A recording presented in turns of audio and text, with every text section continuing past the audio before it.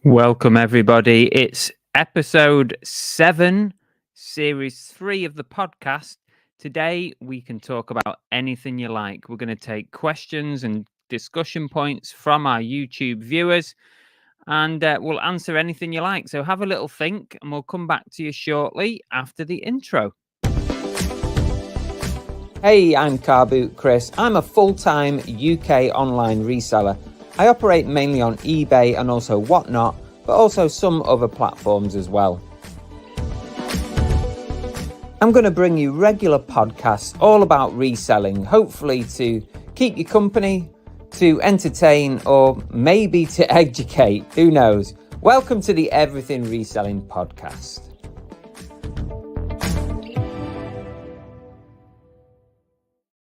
Hey everybody, welcome back. It's the Everything Reselling podcast. It's episode 3, series 7. We're ready to go again. We can talk about anything you like. I'm here on YouTube live, but also if you're listening back, thank you so much for listening back. Hopefully it will be audio friendly for you. I do try to make it audio friendly. And yeah, that is where we are going to go today. We'll talk about anything. So please put any questions or discussion points in the chat and we'll get to it shortly. In the meantime, in case you didn't know me, I'm Car Boot Chris. I am a full-time reseller. I mainly operate on eBay, but I do operate on other platforms as per the intro that you heard a minute ago. Also, I am on YouTube, so if you don't follow me on YouTube, look out for Cookie and the Haydens. That's what you need to search for. You can also probably type in Car Boot Chris, and you'll still find me there on the tube as well. So give us a subscribe. We put out reselling videos. We have a Monday night live every single Monday night at 8 p.m. We've been doing that for, God, it must be like 4 or 5 years now. It must be like 5 years. I don't know exactly how long it is, but we've been doing a Monday night live for a long time. So it'd be great for some of you who are listening to come and convert yourself into a viewer. So come and join us on our YouTube channel whenever you like. It's always appreciated. Just seeing some people dropping in here on the YouTube chat. Welcome, everybody. Appreciate you being here. Before we get going, I'm going to give you some stats about our podcast because it's been building nicely over on the audio channels, you know, the likes of Spotify, Apple Music, Apple Podcasts, Deezer, and what else is there? I don't know. There's a few other platforms, isn't there? But I'm going to give you some stats. It will give me a bit of a chance to get some people in the chat before we start up. So far on the podcast, we've had 5,583 downloads. So that's people who have downloaded, hit the download button, and therefore the podcast will automatically appear when there's a new episode. So if you've not done that, please hit that download button. The podcast is free. It doesn't cost you nothing, no matter whether you download it or not. It still doesn't cost you nothing. So you might as well hit the download button. That is the thing that helps me most as a podcaster, as a YouTuber, but mainly on the audio channels. Hit that download button. It really does help. The most listened to podcasts are as follows. Number 1 is the one that's entitled eBay UK Cause Uproar with Zero Fees. That was the one where we talked about when eBay introduced no fees for clothing on private sellers. That was that one. That's the most listened to podcast. The second most listened to is when we had SB Reselling on, quitting as a nurse to sell on eBay. The third most listened to is Money Mental UK's podcast, I paid off 60K's worth of debt by reselling. And the fourth most listened to podcast is my top 10 tips from my best ever year as a reseller. So if you've not watched or listened to any of those, they're the most popular ones so far. The podcast has also been downloaded in 33 different countries. That's mad, isn't it? 33, 800 cities across the world. And I'm just reading it gives me like new locations where the podcast has been listened to. So here's the 4 most recent new locations. Romford in Havering is that like down Essex way? Carroll Stream in Illinois. Croydon in London. That's London, isn't it? Croydon. And Danville in California. The top apps being used are Apple Podcasts, Spotify, and then unknown Apple apps. And the top countries is the UK at 58%, United States 38%, and then it goes down from there. Sweden, Germany, Greece, Netherlands, Finland, Israel, India, Iran. Iran! If you're listening to this in Iran, please send me a message. I would love to know how you came by this podcast in Iran and what you've got from it. There you go. That's the stats. Anyway, I'm going to see if we've got anything in the chat. We're going to get on with this one before I bore you all to death. Fluffy Muffin on YouTube says, when you're having a bad day, that's quite often, to be honest with you, Muffin. A bad day, week, or month, how do you find the motivation to keep going? Wow. That's a big question, that Fluffy Muffin. But I think because you know that the better days are only around the corner, honest to God. You have a really good, like Monday just gone. I had a really great day for my levels, like £400 day. That's a good day on eBay. And that's not considering other income that some of us or myself have coming in, multiple streams. But that's just on eBay, a £400 on eBay. That's a pretty decent day. But then you get a really shitty day on Tuesday. It's almost like eBay see that they've given you a good day and they think to themselves, right, we're going to have to move this on to somebody else now. So you're going to have a crappy few days now, and then we'll give you another good day again. But I guess the motivation side of it, you know that there will be good days, there will be up and downs. You have to try and get over that in your head. But I've got bills to pay at the end of the day. I've got a mortgage to pay, bills to pay. And that is the thing, is that you know that if you can't keep up with it, if your sales are too low, that I might have to go and get like what people would call a normal job. And I just don't see myself going back to the normal world of working for a boss. And I don't see myself going back to that. So I'm always thinking to myself, if you don't work hard enough and you're not bringing enough sales, that is what will happen. I will have to go and rejoin the workforce, basically. And I don't want to do that. So that's my motivation mainly. Lots of people dropping in. Welcome everybody. I know it's a bit of a weird time on a 4 p.m. on a Thursday, but I'm trying to do them at different times to capture different people. Chris Tyler's got a question. It's a bit like the last question, Chris. It's kind of linked, isn't it? Chris's question is, what do you do as a pick-me-up if you're feeling unproductive, lethargic during the working day? I think you just probably I don't know. What do I do? I think probably go out for a walk, take doggy for a walk, just clear your head and then start again, probably. I think that's probably the best thing you can do. I'm guilty of when I'm working. I've got in front of me here, this is my main desk where I also list on eBay. But in front of me, I've got a big TV screen. And I can put Netflix on there. I can put YouTube on there. So I'm guilty of getting a little bit distracted during the day sometimes by what's going on the screen. I can sort of be in a good flow on the listings, but then if I've got something on the TV, I can get distracted. So it can work both ways. Sometimes that can sort of get you through the day as well, Chris. Watching other people reselling, that can motivate you. But I just find if you're just feeling unproductive, maybe just step away from it for a bit and then come back a little bit later. Yeah, it's a tough one, that, Chris. Let me know in the chat, Chris, what do you do if you're feeling unproductive? Have you got something that you go to, or what do you do? Do you just take a break?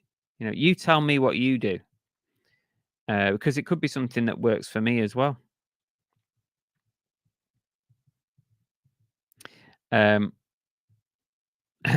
with JR has popped in. Not saying this to say this, but amazing effort on that decking, Chris.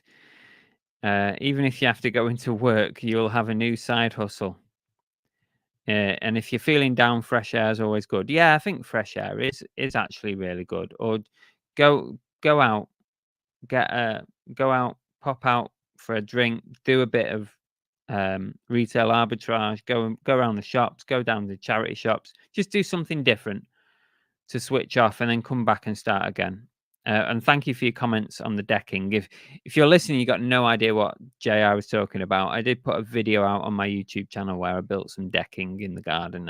I know it's not reselling, but I wanted to document it and share it because I had talked about it on the channel. So I'm happy with it. And maybe if we actually get some sunshine this summer, we can actually sit on the damn thing. Here we go. Sharon, the flipping northerner. What's been your favorite buy this week or month? Well, thank you for your question, Sharon. It's very thoughtful of you. What's been your favorite buy this week or month? Oh, wow. You've dropped that on me without any notice. And you know what my brain is like. I'll tell you what, we'll talk about something I picked up today whilst me and Belle went out. We actually went to somebody today who was doing a jumble sale in their house. They advertised it on Facebook and basically had a load of boxes with a load of stuff that they were selling. And they invited us into the house, and we rummaged through and picked up a few bits. But that isn't what I was going to talk about. On the way back, we stopped in Rill Town Centre, which is near where we live. And we went in an antiques, like an antique type place, all kinds of odds and sods in it. You know the kind of shop. A lot of antiques, collectibles, like furniture, all kinds of things. And I spotted an antique teapot that was very similar to one I bought about 2 years ago, and I sold on eBay for 100 quid. It was very, very similar. It was like a silver plated teapot. It had the stand with it, and it had, like a little burner on it as well. Like a little burner you'd put, like, what do you put in those antique burners? Like, not meths, but something similar to meths in it. And it also had an inscription on it. So this teapot, 100 years ago, it was dated 1913, had an inscription on it, and it had been presented to somebody as a thank you or a retirement or something like that. And I picked up one very, very similar 2 years ago. It sold for £100 on eBay. And this one, the guy wanted a tenner for it in an antique type shop. So I thought to myself, I'm having that. I'm having that for a tenner. And I've listed it this afternoon for 149.99. You got to account for inflation, haven't you? I mean, 2 years ago, 100 quid. 2 years later, 150. It's one of them kind of things that you just haven't got a clue where to pitch the price, because it's a one-off item. It's got an inscription on it. It's got an engraving on it, which you're never going to see anywhere else. And also, I couldn't even find the same antique teapot. I mean, it's probably few and far between. So you just have to put a price on it and just see what the interest is. So that's going to be my favorite buy this week, Sharon. That was such a long answer to your question, but thank you for the question.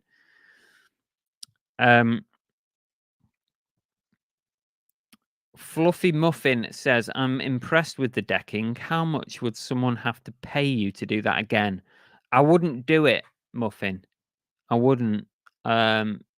It was such hard work. It took me probably 3 or 4 days. No, let's say I worked all day, every day. It would probably take me about 2 to 3 full days to do it. I did it on and off for a week or so. I couldn't do it again. I'm not into manual labor. My hands are baby's hands. Anything like if I spend 5 minutes hammering something, I'll get a big blister on my hand. I know it sounds ridiculous, but I get blisters and stuff really easily, and I've just got baby hands. So no, I would not. You couldn't give me $2,000 to do it. I would just say no, thanks. I'll spend 2 days listing on eBay. I'll probably make more than two. In the long run, probably make more than $2,000.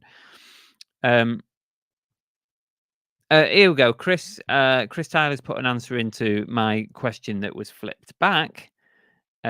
Chris says, I put my headphones on and play music loud, sometimes take a break and do some gardening for an hour. That's a good idea. Yeah, I think the key is if you're getting a bit down or you're being unproductive is to actually just take a break and be completely unproductive, put your head somewhere else and come back. That's probably the right answer, I reckon. However, everybody's different. That's why I flipped it back to Chris to see what he does. Sharon says that teapot sounds lovely. Hope it sells quick. I hope it does, but I've got a feeling it's the kind of thing that's going to sit around for quite a while because you've got to wait for the right buyer. It's not something that's going to probably have a fast sell-through rate. But when it does sell, I hope that it will go for some decent money. I'd probably be quite happy if someone just drops £100 offer right now. I would probably take it, but I've pitched it at 150 just because I haven't got a clue what it's worth. Yeah, I mean, I don't know. Like the person who bought the last one 2 years ago, no idea what they did. Maybe they sold it on. Maybe they've got an antique shop and they saw some extra value in it that I didn't. Or maybe they were a collector of teapots. I don't know. So who knows?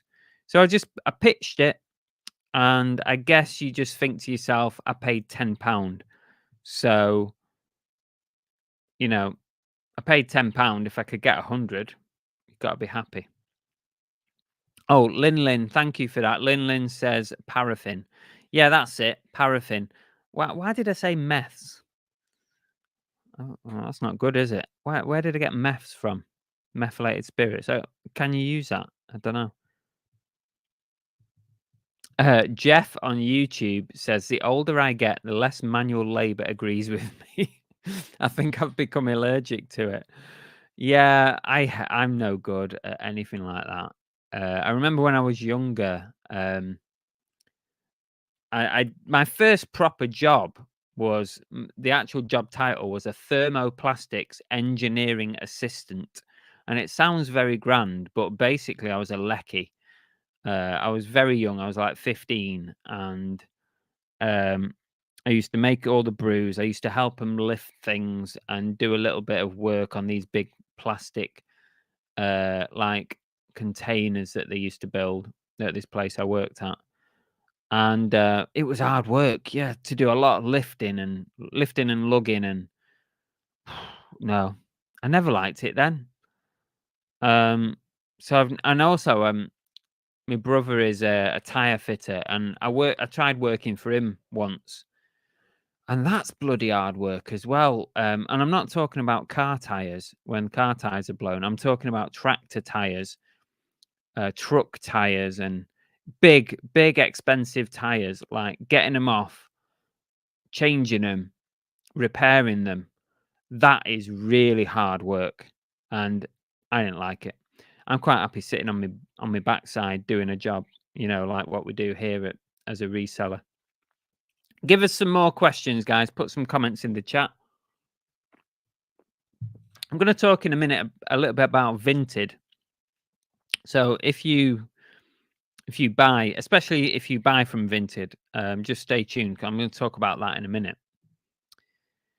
Secret Carper says, if you had the money to upgrade one thing in your reselling business, what would it be and why? Oh, that's a really good question. If you had the money to upgrade, I think if money's not an object and like it's not going to affect my business too much, I would actually like to have, and I think I might have mentioned it in the past, Carper, I would like to have like a unit, like a storage unit that I can also open up to the public, and I can display stuff that I've got for sale, so that I can also sell it on eBay and other platforms, and also sell it to public who come in. So it would be nice to have like not a big warehouse, but a bit of a warehouse type situation where I can also, that also means I can buy bigger things like antique type things, furniture related, um, stuff like that really. And then I could be like open to the public. I wouldn't even consider it right now because I don't want to have the burden of having a business premises and the costs that go with it. Doesn't interest me. I'm doing okay, like still working from home. Um, but yeah, that would be the ultimate if it wasn't going to affect me and it wouldn't like cost me anything against my business. I would like to have that. I think that would be cool, like a shop front premises. Almost like one of these antique type places that you know, where you go and there's different booths from different sellers. That would be cool, wouldn't it? To own one of those or to have your own big sort of, well, not big, but, you know, a warehouse unit that can be open to the public where you can display everything. There you go. That's what I would go for.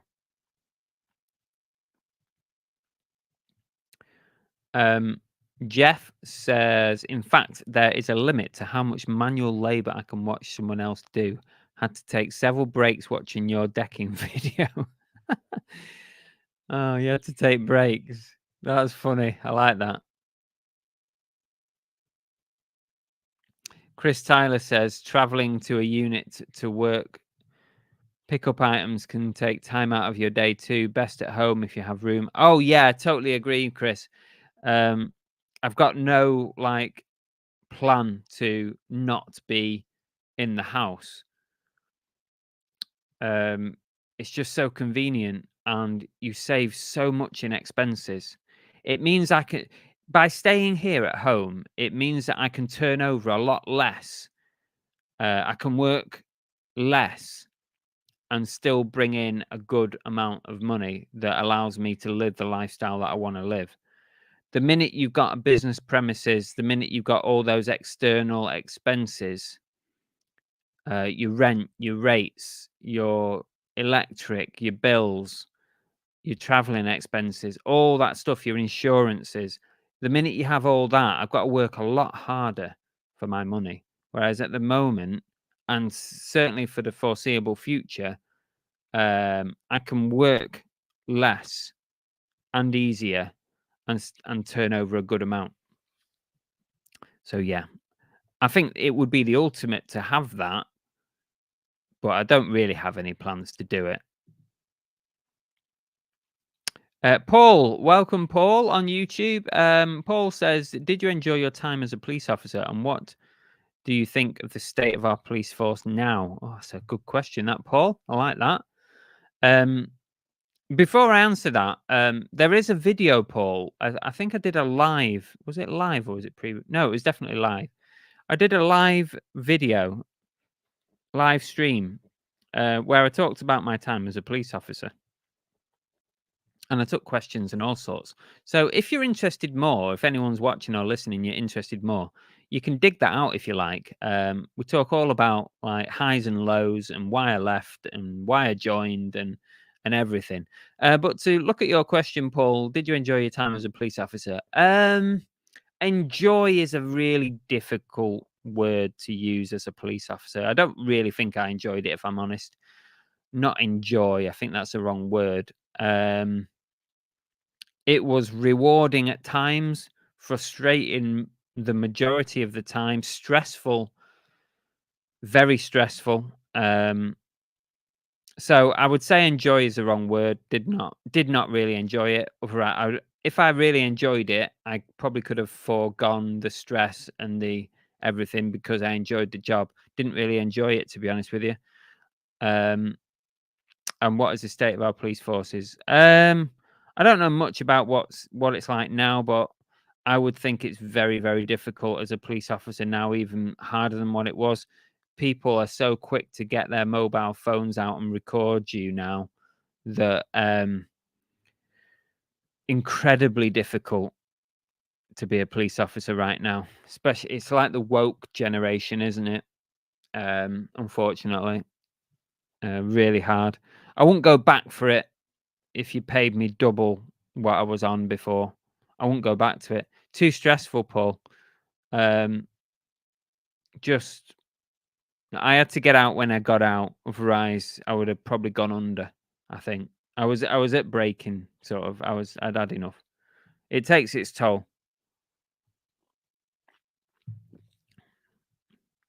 Welcome to everybody else in the chat this afternoon. Shabba has got a question. Which car boot is your favourite and why? I think my favourite car boot. I'm going to give you. I'll give you 3 because I've lived in 3 places in the last few years. You all know that, don't you? Manchester, Devon, and North Wales. So I think it's only right that we give you 3 favourites. So my favourite car boot in Manchester, or close to Manchester, should I say, is Adams Chelford. I think Adams Chelford is the best car boot in the Northwest, probably. Open to dispute, obviously, open to argument. But in my opinion, that's always, for me, been the best car boot in the Northwest area. It's Cheshire, isn't it, really? But it's not far from Manchester. In Devon, the best car boot, I think, was... I was just going to say... I think I'll say Torbay car boot because that was my local one. And Torbay car boot was on a Saturday and a Sunday. There was one in Paynton in the Torbay area. And that was a really good car boot. But also I really enjoyed Peacock Meadow as well, which is in Plymouth, because it's run by some lovely people. And they absolutely loved the fact that I used to film at the car boots. They absolutely loved it. So they were good. Now, if we're talking about North Wales, the best one up here is probably my local one, which is Rill Car Boot, which is near Sainsbury's in Rill. Yeah, probably that one. But I've not been to loads up here yet, because there's Chirk, which is not far away, and that's always quite big. I've only been to that once, but problem with that is you got to be up so early in the morning. It's a bit of a pain in the backside. So yeah, I'd probably say Rill is the one I go to the most because it is the closest and it can be really good on a nice day. Secret Carper said if he had unlimited money, he would prefer a top-of-the-range DLSR camera and some lighting. So yeah, fair enough. I've never really thought, about using a proper camera for photos. I don't really think you need it, Carper, because your phone will do the majority of a good job for listing for you. But if you prefer to have a really good camera, then yeah, some people use it, don't you? Richard Payne on YouTube says, I currently have a double garage that I rent away from home. Moving soon and aiming to be all on site once moved. Oh, yes, you are moving, aren't you, Richard? Yeah, I remember you saying. Hope the move is going well, but it'll be good to have everything on site once you've moved. I mean, that'll be amazing. It'll probably feel a lot better. You're going to save a lot of time. You save a lot of money. So, yeah, all good. I hope that works out well for you. Sharon, the flipping northerner, says, I'm very happy working from home. I like the idea of no longer having to get suited, booted, makeup, hair done, and getting up 2 hours earlier.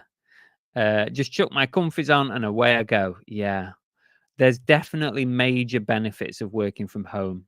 And also, I think some people feel like it stunts your growth as a business.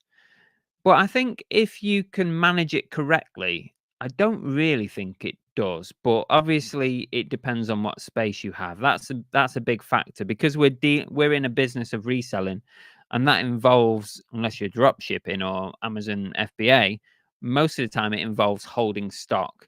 So I guess it does depend a lot on what your storage situation is at home. If you've got decent storage options at home, I don't really think it does stunt your growth. Yeah. So I think if you can stay at home for as long as possible, the better. The better for your business financially. But I will put a rider to that it depends what your ambition is for your business as well. If you want to grow big, if you want to do the whole six-figure reselling, if you want to be the next reselling millionaire, you might struggle to do it from home. So you might have to look at other options. Everyone's different though. Everyone's business is different. That's the thing. Jeff says, I was watching an interesting video about Amazon shifting their profits to a shell company in Luxembourg.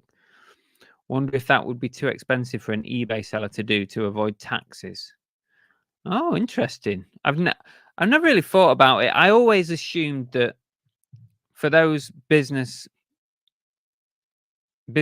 and women who put their money abroad to avoid taxes, I always assumed that was only if you were like earning millions, really, because I assumed that the cost of having an account like that and having someone manage that account abroad, I would imagine would be very expensive. So I would make the assumption that you'd need to be earning good money to make that worthwhile. James D in the chat here on YouTube says, I'm fortunate that I deal in small items on eBay so I can work from home.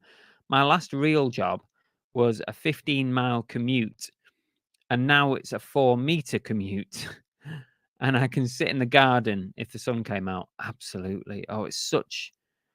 Sometimes we don't realize how lucky we are as resellers. I often think about this, like, because Belle works from home as well. My wife, if you didn't know, Annabelle, she works from home as well. So we get to spend a lot of time together, and we can like take a break together and go sit in the garden and chill out and sit with the dog, take the dog for a walk and do whatever. And it's actually a real privilege to do that, because the alternative to that is that we go out to work all day out of the house. We have to lock the dog up, or get somebody to come in and see to her, and spend like 8 to 10 hours a day out of the house, and then just come home in an evening, do whatever we're going to do. So to be able to work from home and just go and potter, go into the garden, have your break when you want, not answer to anybody, it is a real privilege. And sometimes you have to remind yourself of that, because like I said earlier, if you feel like your reselling's not going well, you're not making enough sales, or you're not working hard enough, then you might have to go back to that and just think to yourself, do I want to, or do I even have the capacity to actually go back to that life? I'm not sure I even have the capacity to go back to it, because it'd be such an upheaval after spending the last few years like working for myself from home. It would be a big change to go back to a normal job. Jeff says police work is very stressful, sort of eats into any enjoyment you might get, or so I've heard. Yeah, Jeff, that's it, you see. And I knew a lot of cops who did enjoy the job, but were equally frustrated by the work they used to do as well, but they still enjoyed it. And, you know, they dedicate their life to being in the police. They work up the ranks, or they'd stay as a frontline police officer. I knew one cop who was kind of approaching 25 years as a frontline police officer, like working 24 hours. That's a lot of years to be doing that role. Most cops don't do that role for that long. They start off their career as a frontline police officer and then move into other departments or move around the force and do different things. So, but some people just love that role, no matter how difficult it is. I mean, it's challenging, and some people thrive on that. Personally, I didn't. Yeah. ANPR says, I haven't been to Adams this year yet. Might go in August. Yeah, it kind of requires a nice sunny day, really, doesn't it? ANPR. I think I always used to have the mindset that if it was wet, rainy, damp, I never used to go to Adams Chelford. If it was a sunny day, it's definitely worth a go. It can be absolutely huge. Stuart Lees has got a question. Thank you for your question, Stuart. What are your thoughts on charity shops currently? My thoughts at the moment are, firstly, I don't buy from them anymore. I look, but I struggle to find anything that I can resell these days. I know some people do really well with them still, but for me, I end up walking in a charity shop and walking out without anything. Even for myself, to buy for my own use, I struggle because of the prices. Prices gone through the roof in charity shops. And secondly, I actually think they're a dying breed now. I think because so many charities operate online, I think we're going to see a decline in the high street charity shops. And it's kind of gone full circle because over the last few years, I think we've seen charity shops popping up everywhere. I mean, who would have thought you'd have a high street with like 8 or 10 charity shops on it? Like every other shop's a charity shop. But I think that was because all the rents and rates were going up so high that your independent shops, even your like multiples, were pulling out of the high street to go online because rent and rates are ridiculous. Like local council rent and rates, they need to give their head a wobble because it's killing the high street. But then what was happening was charity shops were going into these premises because charity shops were getting a discounted rate of rent and rates from the council. So that's why I think a lot of high streets were starting to fill up with secondhand charity shops. They were getting discounts, whereas your everyday shop seller, whatever, was not getting a discount from the council. But now I think that because charities are now operating online, I think they're starting to reassess whether they need a high street. I think a lot of charities, having worked for one myself, actually don't even make much money from a charity shop because of the overheads involved and the staff costs and stuff. They barely make any money, but it's a face of the charity. It's having a recognizable brand of the charity on the high street. People can connect with their charity shop. They can drop things off for sale. They remember that charity exists when they see it. It's like an advertisement on the high street. So I think that I think a lot of charity shops on the high street are almost like a lost leader. They maybe pay for themselves, but they probably don't make much money for the charity. But their eBay stores, their Depop stores, their Amazon stores, they make money from those. Fluffy Muffin says, when you began reselling for a profit, how long was it before you thought you could make it as a part-time income and then full-time income? Well, I started in 2015, Muffin, as a part-time reseller. And I was making money like pretty much straight away, but I invested most of it back in. Other than a small amount that I would keep for myself for like I only did it to like go on holidays and stuff. That was how I started reselling. To pay for like 2 holidays a year was my aim. I want to pay for 2 holidays a year for me and the missus. And if it can do that, I was more than happy. And it was doing that as a part-timer. So then you do start to think at that point, can I escalate this? Can I work a bit harder and earn a bit more to make it full-time? So I started off in 2015 part-time, had a normal job with that. And then 2019, I gave up a normal job and went full-time. And I'm still going now. So next year, it will be my 10th year as a business reselling, whether part-time or full-time. So I think that's a pretty big achievement, to be honest with you, to keep it going and to grow. Last year's tax accounts were my best. So what was that? That'd have been my 8th year, wouldn't it? Last year, 8th, 9th, roughly 8th, 9th year last year. Was my best turnover that I've ever achieved as a reseller. This year, it's going to be tough to beat that, but I'm going to try. I'm going to try and the main thing this year for me is I'm going to try and beat my profit. I might not beat my turnover, but I want to aim to beat my profit for the year, because that would be a big achievement for me.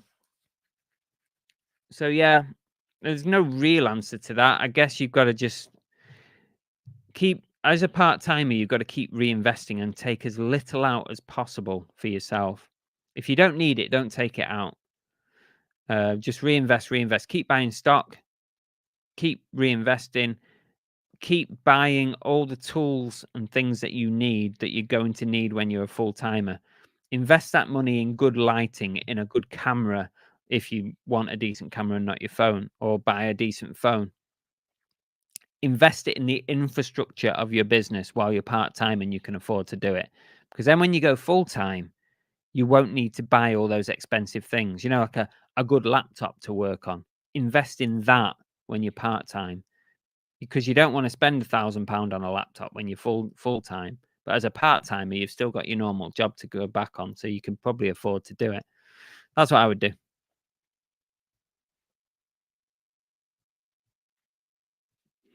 I'm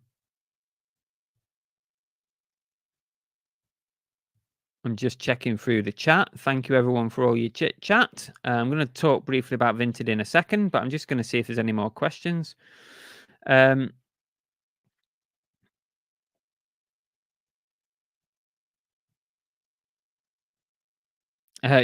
says, would you get another dog or cat for Cookie to have as company? No, Shabba, no. It's hard work.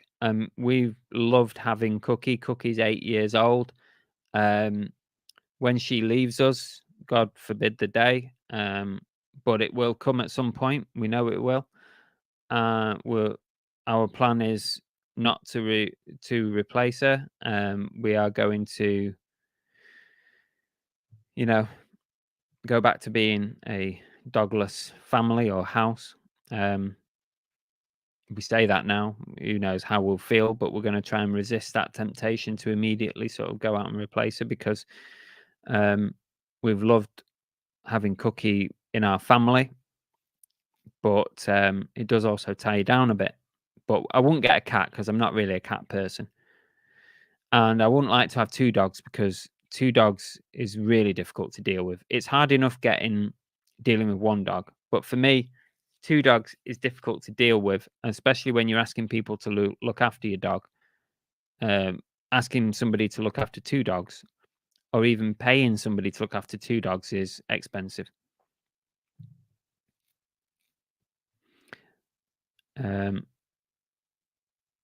Richard Payne says, I'd find it really difficult going back to a full-time 9 to 5. I don't think I could do it either. Would have to do something myself if I couldn't resell for some reason. Yeah. Here's a question for everybody in the chat on this kind of subject about, if you weren't a reseller, would you go back to a full-time job? Let's pretend reselling takes a nosedive. It could do. Who knows? I don't think it will. Reselling's been here since the beginning of time in one way or another. However, if all of a sudden you found that you couldn't resell, but you still wanted to work for yourself, what would you do? What job would you do? Would you come up with another business idea? And if so, what would that business idea be? Let us know in the chat and I'll read some out. Richard also says, I really don't know how some of these charity shops survive. Who's buying the stuff? As expensive even for the end user. Totally, Richard. Yeah. I don't see how Well, they don't. I'm telling you now, they don't really make much profit. I know the charity I used to work for, some of their shops, and they had multiple, didn't really make a lot of money, but they were there as the face of the community, a focal point, a reminder that the charity exists and that we needed help, etc. But I do think, like, we're probably going to go full circle. We might see charity shops start to disappear as they go online and realize that it's cheaper to sell online. And they realize too that they are making more money selling it online, because they can obviously sell something on eBay the same that I can and get the same money that I can. And their costs are like a lot less, because their cost of goods is in most cases zero, whereas my cost of goods are not zero. So they make more money. They can be more flexible on prices. They can reduce prices and sell things cheaper and still make good profit. I think as they realize more and more that those high street shops are not required, or they're a drain on their resources, they will get rid of them. That's what I think anyway.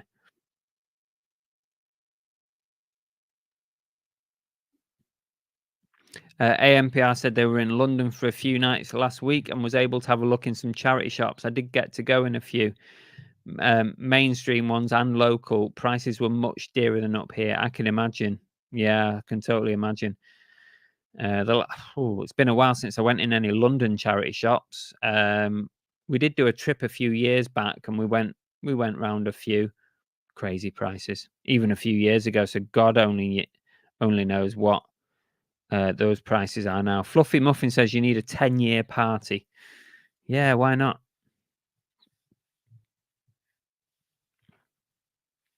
Vinyl Nut says charity shops train their staff to go online and check prices. Yep, they do.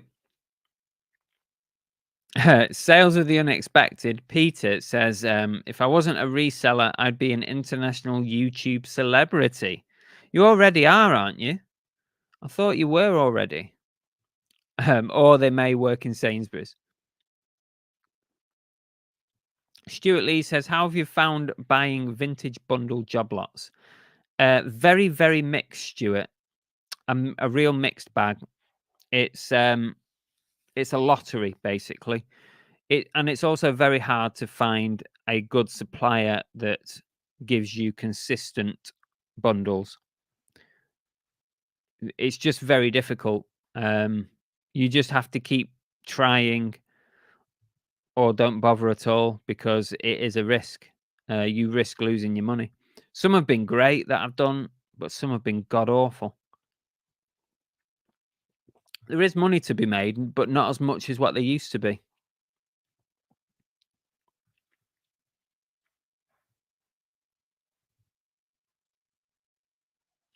The Dave says there's a tiny Barbados. He's written Barbados. There's a tiny Barbados near me. No, there's a tiny Bernardo's. They turn over £3,000 to £7,000 a week.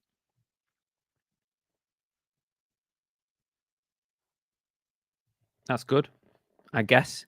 But then take off your expenses off that, Dave. If it's, let's say it's £3,000 a week, take your expenses off. Your rent, your rates. Yes, it probably discounted, but it's probably not free either. Your rent, your rates, your staffing costs, and stuff. There's probably not much left if you work on the 3. If you work on the 7, yeah, there's probably some money in it. If you work on the 3, there's probably not a lot left. Simon Elliott says cancer research are closing over 100 shops in the UK. That does not surprise me at all. I didn't know that, Simon, but that's exactly what I was saying. It doesn't surprise me.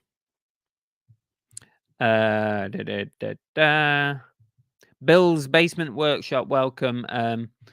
Hi, Chris. My daughter is a police sergeant. Sometimes when she's working on nights, there is only her, one full-time constable and a special constable.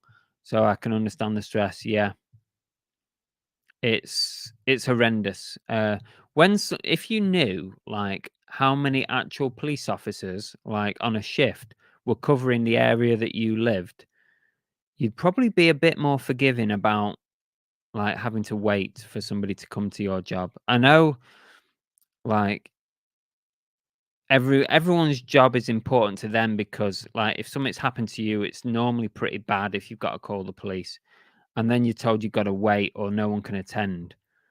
But if you actually knew what they've got to deal with, you might be a bit more forgiving, a little bit more, because it's tough. Sharon said, "I'd look for a part-time job so I could still do reselling as well as having regular income. I wouldn't start another business." Oh, okay, Sharon. So you go for a part-timer. Barbados, yeah. Times with JR says, I think if I had to go back into a job because eBay and other platforms stopped me, funnily enough, I would try and get a job as a charity shop manager." I know about reselling. I would work with local resellers and people online to shift the cream and bread and butter and keep big pieces in the shop like sofas and TV units. Yeah, fair enough. But then also Times with JR says that will never happen because I love this lifestyle and job. The thing is, right, charity shop managers do not get paid well at all. They are pretty much on minimum wage or maybe slightly over minimum wage. I think the charity that I used to work for, they had they had managers of shops earning like 22 grand a year. Very, very badly paid. I mean, I know it's a charity and that, but if you want to have a good charity shop run well and run professionally, you do have to pay for the staff to do it. Volunteers are amazing, don't get me wrong. They're absolutely incredible. But you do have to have a couple of paid employees to keep the continuity, to keep it organized, and to keep it all ticking over and running. Because volunteers can sort of come and go, if you like, but your paid staff are there to keep it going properly. But they don't get paid well at all. Lucy's car boots. Loot. Welcome, Lucy. I had 2 dogs, brother and sister. We were very lucky to have to look after them, but we lost them a year apart. So totally understand how much of a tie down it is. They were good dogs, and I missed. Oh yeah, I'm sorry to hear that, Lucy. Yeah, we would not have our life any other way. We love having Cookie. We've had her for 8 years since she was from the word dot. But we are planning that when she leaves us, that we will not replace her, not immediately anyway. Maybe later in life when we retire and we have more time, but I don't, she's irreplaceable to us anyway. I don't think we could replace her. I don't think I could. She's a one of a kind.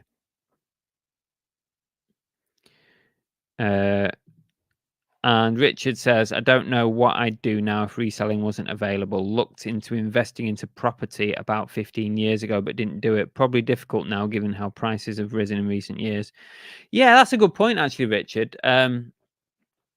Getting into property is something that I wish I'd have done a few years back. I think right now it's difficult, to find somewhere to find properties cheap enough that you can actually make a profit on them. You'd have to really be buying shells, properties that need a lot of work doing, and then doing the work and then hoping that there's enough profit left in it. But yeah, years ago it was good to do. I don't know what it's like now, but I don't think there's enough money in it at the minute. But what do I know? I'm not a property developer, but I think it must be tough buying and selling houses at the minute because of the prices. And Jeff says, I'm not emotionally strong enough to have another doggy. Yeah, I dread the day that it comes with Cookie. It will come. You just have to be thankful of the times that you've had, rather than be too sad when it ends. That's the way I'm looking. That's why I keep telling myself, because each year that Cookie gets older is a year closer to us not having her. But you have to look at it. You have to flip that on its head and see the positives of all the nice years you've had. God, this has got grim, hasn't it? This podcast has got grim. I wanted to talk a bit about Vinted, because we run a Discord through our YouTube memberships, and we were chatting a little bit about Vinted earlier today, and it's kind of something I wanted to bring up. Vinted's getting more and more popular, buying and selling. It's slowly starting to challenge for eBay. But what I wanted to talk about was scammers on Vinted. And the amount of scammers that are on Vinted, they need to clean their act up on there. They need to get their staff, their mods, working a lot harder. There's a lot of scammers going on, or people trying to scam you. I don't really know how they actually expect to scam you on Vinted, because you have to confirm that you've received the item and that you're happy with it before they actually get their money, which is a bit weird, really, isn't it? That they think that you can scam them, but they still think that they can scam you.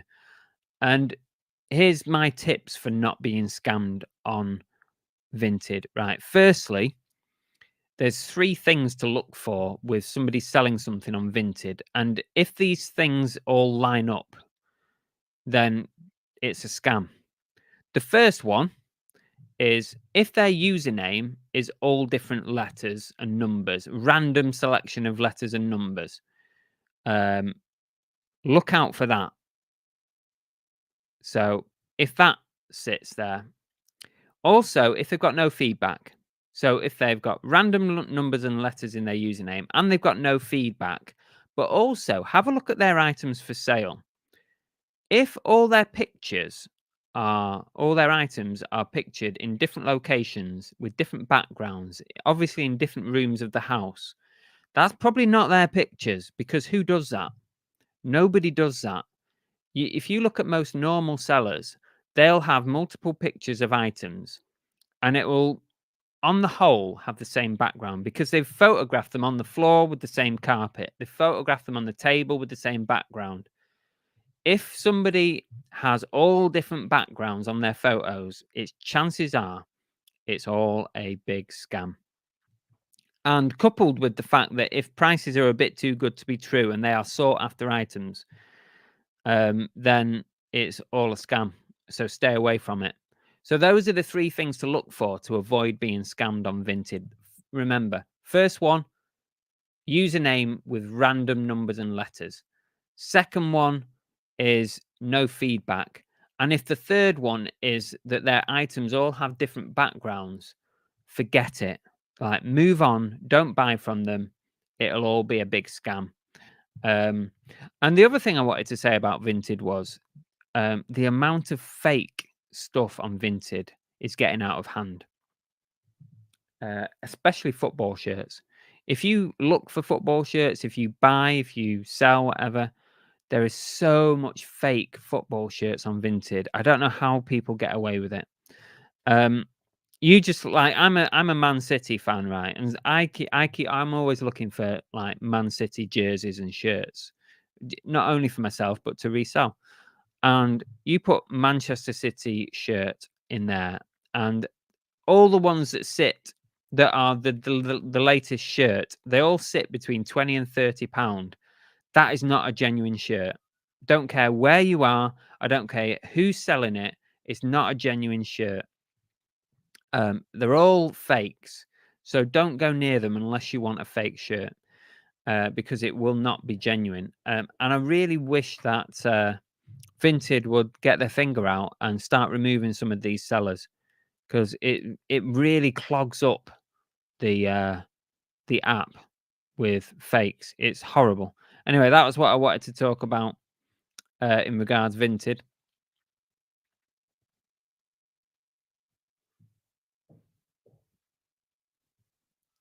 Vinyl Nuts says, selling services, the best job to be in. No stock needed. I ran record fairs for many years, just sell table space. Oh, that's good. Yeah, Vinyl Nuts. Yeah.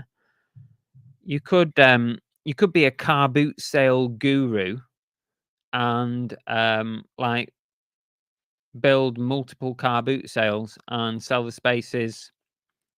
I've thought about doing that actually. Belle won't let me do it because she didn't want me working all weekend, and I thought about starting up boot sales. Having run them in the past for the charity that I worked for, I ran boot sales for them. So I know it's not easy, but also I know, yeah, there could be a little bit of money to be made. And if you can do Saturdays, Sundays, and midweeks all as a business, you could actually make some good money from it. I thought about doing that. You could even do like Saturday morning, Saturday afternoon, like an indoor tabletop. You could do Sunday morning and then Sunday afternoon indoor tabletop. You could do the odd midweek one, and you could actually make a living doing that. Definitely could. Hard though, hard, and it's difficult dealing with councils because every single council have different rules on markets and car boot sales. Some of them you have to license and pay a license fee, and some don't. And that's a hard thing to get your head round.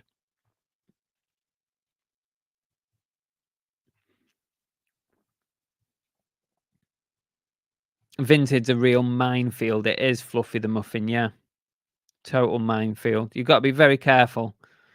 That's why I've started sort of clocking the scammers with those 3 things. They're the 3 things that you can just disregard a scammer. You just know if that fits that it is a scammer. I can almost guarantee every single time if those 3 things align in the stars, it's a scam. Oh, what's this? Fluffy Muffin says the Vinted Facebook group is wild. Really? I didn't even know there was one. Why is it wild, Fluffy? What's going on? Bill said, I've just sold an item which is going to New Zealand via eBay Global Shipping. Have you experience of this, and what do you think? Oh, it'd be absolutely fine, Bill. And you know what? eBay's Global Shipping is the best thing ever, because as long as you get it to the UK shipping centre, after that, your responsibility is done. If something gets lost, broken, stolen, doesn't arrives late, your responsibility is done. eBay take all that off you. And I had one the other week where I sent a lovely glass clock. It's an Ed Hardy glass clock. Sent it to the US via eBay's Global Shipping. I packed it amazingly, but it still arrived smashed. This glass clock was smashed. I was devastated, and so was the buyer. However, because it went with eBay Global Shipping and it arrived at the UK centre in order, in normal, everything was fine. They covered it. They refunded my buyer. I get to keep the money. Everyone's happy, apart from the fact that we lost an amazing clock that might never be found again. So yeah, don't worry about global shipping. It's much safer than doing it yourself. Yes, your buyer will have to pay probably a little bit more on the shipping, but it's a better service, and it covers both of you, buyer and seller, much better than if you do it yourself. Chris Tyler says, how did your house tabletop sale? Yes, we did a yard sale the other day on Sunday. We went to 3 boot sales in the morning. The first one at Real was rained off. And then we went to 2 indoor car boot sales that were both cancelled because of rain. How does that work, guys? Indoor car boot, you'd think everybody and his man and his dog would be going to the indoors because it's raining. We get there, both of them closed because it's raining or because not enough people had turned up. How does that work? I couldn't get my head around it. But basically, people couldn't be bothered coming out because of the rain. So we got home and it started brightening up. So we decided we'd get all the stuff that we were going to take to the boot sale, and we put it out on the front of the house, and we had a bit of a yard sale. Unfortunately, it was a complete waste of time, Chris. I mean, we sold £20 worth of stuff. That was it. But at least we didn't have any fees to pay. And we were there at the house, so we could just go in and out of the house, do some jobs, and just wait for a customer to come. So that was okay. But we only did £20, so probably wouldn't bother doing it again unless it was part of like a community tabletop sale. Oh, Andy Incognito has sent a super sticker. Thank you, Andy. He's sent a "Hey You" little blue blob thing. So thank you for that. £2 from Andy Incognito. Thank you so much for your super sticker. Really appreciated. Fluffy says Vinted Scammers Facebook. Oh, Vinted Scammers Facebook group. It's hilarious. Sellers cancel orders saying buyer is probably a scammer. It's highly entertaining to check in each day of the latest drama. Oh, I might have to have a look at that.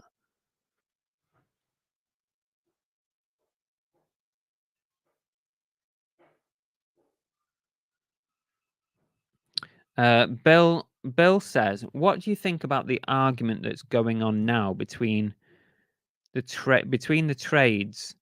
traders and selling tools on car boot sales? Should the car boots be closed because of this? What do you mean, Bill? I didn't know there was any argument going on between the trades and selling tools on car boots. What's the argument? I don't know. First I've heard of it. Enlighten me. Vinyl Nuts says, I worked at car boots, Chris. It's hard work and you lose a lot of the weekends and to bad weather and insurance is high. Yeah, it is hard. You have to deal with so many idiots as well. Even like when I ran a charity car boot sale, oh my God, you still had to deal with so many sellers that were idiots. Mainly buyers, mainly on the whole, were pretty good. It's the sellers that were a pain in the backside. Bill also says, do you think that there should be more yard sales rather than car boots? I like a good yard sale. Whenever I see them advertised, I always go along. I've been to a few round here. I really enjoy the like jumble trails where you get a number of houses in an area all doing yard sales at the same time. They can be really good. I enjoy those. Oh, Bill says he's talking about stolen tools. I'm not aware. I mean, obviously, there's always loads of stolen goods, isn't there, at car boot sales? Unfortunately, there's bound to be. It's like an untraceable way to sell stuff. But I'm not aware that there's some big argument going on about tools. But I guess it's up to the organisers, isn't it, to decide whether they allow tools to be sold or what. I guess it's a difficult one, that. Sellers sell at their own responsibility, don't they? Not much you can do about it. Lucy's backed up with that, saying it's all about people that sell drills and stuff and stopping them unless they have proof that the item's theirs. I've not heard about this big argument going on. I guess it's up to each individual car boot organizer to decide whether it's worth the risk of having people like that selling those stuff. Because it is a risk to them, isn't it? Because at the end of the day, if the councils come along and start finding, like trading standards, the police start finding stolen goods at their boot sales, it's a risk to the car boot organisers. Also, if people start putting all over Facebook, because that's what happens, isn't it? Oh, I found my thing that had been stolen at such a car boot sale. That's not great advertising for that car boot either, is it?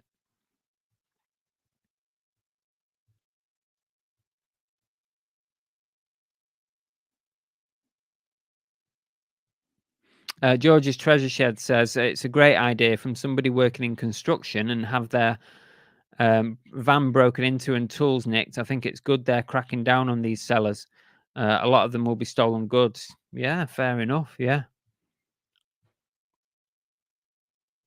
Yeah, and Bill also says so many trades have their tools stolen out of vans. I work out of my car and remove any tools every night. Sad state of affairs, isn't it, that this is happening still.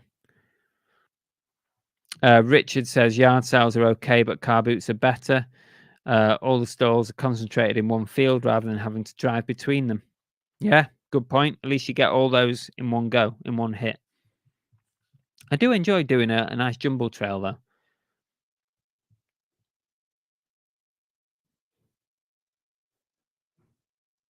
Where does it stop, says Bill? Are they going to ban used tools being sold on eBay because they may be stolen? But you could apply that to any item. What about pedal cycles, bikes? They're stolen on a regular basis. You see them at boot sales. You see them on eBay. Some will be stolen. What about games consoles? Stolen again. What about phones and watches? Stolen. It can apply to anything. I guess maybe it's being highlighted a bit more with tools at the moment, but the whole stolen argument could apply to anything bought and sold online or at a boot sale, couldn't it? Definitely can. Anyway, I think we've come to the end of today's podcast. We've gone for an hour and 10 minutes, which is about where we sit with the with these sessions, as we call them, I suppose. I hope you've enjoyed watching along if you're on YouTube, but also listening along if you are listening on one of the podcast channels. Please don't forget to hit that download button. I appreciate everybody's questions and comments today. Feel free to subscribe here on YouTube if you're not already. Hit that subscribe button. You'll get a notification when we upload new videos. We also go live every Monday night at 8 p.m. So you can see me and Belle live here on the channel. And yeah, if you are listening, hit the download button there as well so that you always get the latest podcast. We're going to keep going with the podcast, and I'm enjoying doing them. We'll be coming to the end of series 3 very soon. I normally do 10 episodes in a series, then I have a short break and I'll start a new series. So series 4, I'm already planning to go back to having guests on in series 4. I wanted to do series 3 as a standalone sort of podcast episode where you guys get to talk about whatever you like.